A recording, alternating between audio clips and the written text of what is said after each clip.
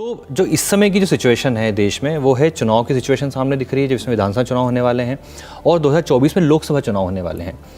ऐसे में एक विपक्षी एकता की लगातार बात हो रही है और हमने हाल ही में देखा पटना में एक बैठक हुई थी, जिस बैठक में केजरीवाल जी भी गए थे और कांग्रेस से तमाम विपक्षी दल थे। उस बैठक में ये बात भी कही, केजरीवाल जी ने भी कहा था कि जब तक अध्यादेश पे जिक्र नहीं होगा, अध्यादेश पे बातचीत नहीं होगी, हम इसमें आगे नहीं बढ़ेंगे। तो शायद वो उस बैठक के बाद केजरीवाल जी वापस आए। अब बेंगलोर में 2 दिन बाद 3 दिन बाद बैठक होने वाली विपक्षी एकता की, तो इस सिचुएशन में अभी आप क्या देखते हैं, कहाँ जा रही है विपक्षी एकता? देखिए, बड़ा रोचक सवाल है आपका, लेकिन सवाल के एग्जैक्ट आंसर पे जाने से पहले हमको समझना पड़ेगा कि विपक्ष का एकजुट होना ज़रूरी है। इसके पीछे का भाव क्या है, क्यों जो 12-13 जो बड़ी पार्टियां हैं इस देश की, उनको इकट्ठा होना चाहिए। सबके मन में एक ही बात है कि भारतीय जनता पार्टी को हराना ज़रूरी है आगामी चुनाव में लोकसभा के, क्योंकि भाजपा अगर रहेगी तो भाजपा लोकतंत्र के लिए खतरा है, संविधान के लिए खतरा है। देश बचे रहना चाहिए, संविधान बचे रहना चाहिए, बाकी सारी चीज़ें तो सेकेंडरी हैं। यही भाव है। अब आप इसको कांग्रेस के कंटेक्स्ट में जब देखते हैं तो बाकी सारी पार्टियां भी यही कह रही हैं, कांग्रेस भी यही कह रही है, लेकिन जैसे ही बात संविधान को बचाने की आती है, इलेक्टोरल डेमोक्रेसी को बचाने की बात आती है और दिल्ली की बात आती है, तो कांग्रेस के सुर बदल जाते हैं। आप सोचिए कि सुप्रीम कोर्ट में 8 साल दिल्ली की जनता के अधिकारों को लेकर केजरीवाल जी ने, दिल्ली की सरकार ने संघर्ष किया और सुप्रीम कोर्ट ने बहुत सुप्रीम फैसला दिया कि भाई दिल्ली को चलाने के लिए सारे आवश्यक अधिकार केजरीवाल जी की सरकार के पास होने चाहिए। 8 दिन भी नहीं लगा और केंद्र की सरकार ने जबरन एक ऑर्डिनेंस ला के उसे पलट दिया। प्रिटेंड भी नहीं किया कि सुप्रीम कोर्ट सुप्रीम है और एक अध्यादेश के ज़रिए 8 साल के संघर्ष को ज़ीरो कर दिया। सीधा सीधा सबने माना कि यह लोकतंत्र पे हमला है, ये देश के संवैधानिक मूल्यों को डिस्टॉर्ट करने की कोशिश की जा रही है।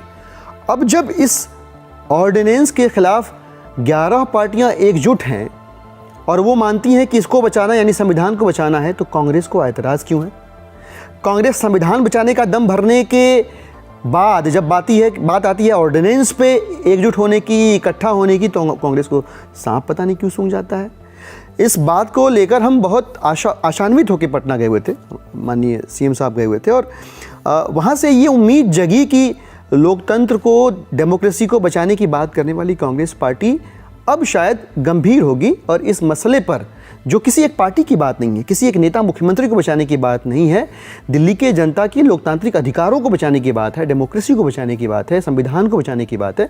इस पे संभवतः कांग्रेस जो है वो विवेकपूर्ण तरीके से फैसला लेगी और निकला उस दिन उस बैठक का परिणाम शून्य रहा, ऐसा नहीं कहूँगा मैं, क्योंकि कहा गया कि मॉनसून सेशन के पहले कांग्रेस ने कहा कि 15 दिन पहले, एग्जैक्ट एक डेडलाइन, एक मियाद तय हुई, 15 दिन पहले हम आपको इस पे अपना मत देंगे। 15 दिन पहले कब होता है? 20 तारीख से 15 दिन घटाई तो 5 तारीख होती है, जो निकल चुकी है और अभी तक कांग्रेस ने अपना रुख स्पष्ट नहीं किया। हम और हमारे साथ बाकी की जो 10-11 पार्टियां हैं वो सब कांग्रेस की तरफ टकटकी लगाए देख रहे हैं कि अगर विपक्ष को एकजुट करना है देश बचाने के लिए, संविधान बचाने के लिए, तो उसी संविधान को बचाने के लिए, उसी डेमोक्रेसी को बचाने के लिए कांग्रेस ऑर्डिनेंस पर अपना रुख स्पष्ट क्यों नहीं कर रही है? और अभी तक दुर्भाग्य से कोई उत्तर उनकी तरफ से नहीं आ पाया है। जैसे अगर उत्तर नहीं आता है उनका भी और चूंकि बैठक होने वाली है बेंगलोर में, तो ऐसी स्थिति में आम आदमी पार्टी क्या करेगी, जाएगी या नहीं जाएगी? देखिए, मुझे लगता है कि ये सवाल आम आदमी पार्टी के हिस्से से ज़्यादा कांग्रेस पार्टी के हिस्से का है, राहुल गांधी के हिस्से का है। आम आदमी पार्टी ने हर जगह बड़ा दिल दिखाया, एक बार नहीं कई बार प्राइवेटली और पब्लिकली हमने कन्फेस किया, बताया कि हम समय मांग रहे हैं राहुल गांधी जी से मिलने का, वो समय नहीं दे रहे हैं। हमने कहा भाई ठीक है, पॉलिटिकल कॉन्वर्सेशन नहीं करेंगे, एक औपचारिक मुलाकात हो जाए, एक अनौपचारिक मुलाकात ही हो जाए, चाय के ऊपर बातचीत हो जाए हमारी, चाय पे मिलने का भी समय नहीं दे रहे हैं। उसके उलट केजरीवाल जी क्या कर रहे हैं? जैसे ही राहुल गांधी जी के मामले में फैसला आता है कि उनकी सांसदी जाने वाली है, बिना सोच विचार किए तुरंत समर्थन दिया। कर्नाटक के अंदर चावल का संकट आया, तुरंत वहाँ के जो मुख्यमंत्री महोदय सिद्धरामैया जी, उन्होंने भगवंत मान साहब से बात की, पार्टी ने, पंजाब की हमारी सरकार ने पेशकश की, भाई जो चाहिए हमसे लीजिए अगर केंद्र की सरकार नहीं दे रही है तो।